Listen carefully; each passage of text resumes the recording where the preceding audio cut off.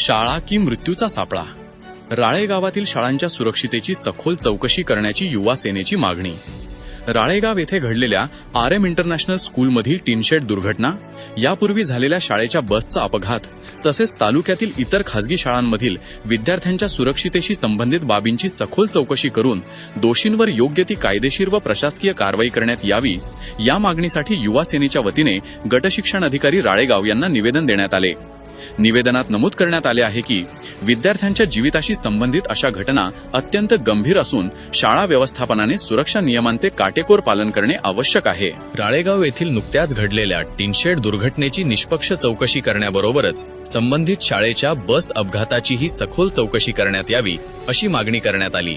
यासोबतच तालुक्यातील सर्व शाळांच्या इमारतींची संरचनात्मक सुरक्षितता, शाळा बसची तांत्रिक तपासणी, चालकांची पात्रता, विद्यार्थ्यांसाठी उपलब्ध सुरक्षा उपाययोजना आणि शासनाने घालून दिलेल्या सर्व नियमांचे पालन होत आहे की नाही, याची विशेष तपासणी करण्याची मागणीही करण्यात आली. चौकशीत संबंधित शाळा व्यवस्थापन अथवा अधिकारी दोषी आढळल्यास त्यांच्यावर कठोर कायदेशीर कारवाई करण्यात यावी. तसेच भविष्यात विद्यार्थ्यांच्या सुरक्षितेशी कोणतीही तडजोड होणार नाही, यासाठी सर्व शाळांचे विशेष सुरक्षा ऑडिट करण्यात यावे, अशी मागणीही निवेदनाद्वारे करण्यात आली.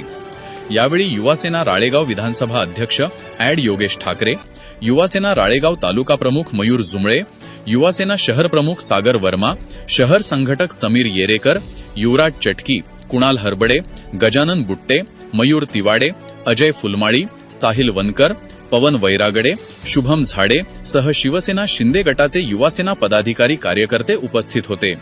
बातमी संकलन अमोल सांगानी, वडकी, राळेगाव.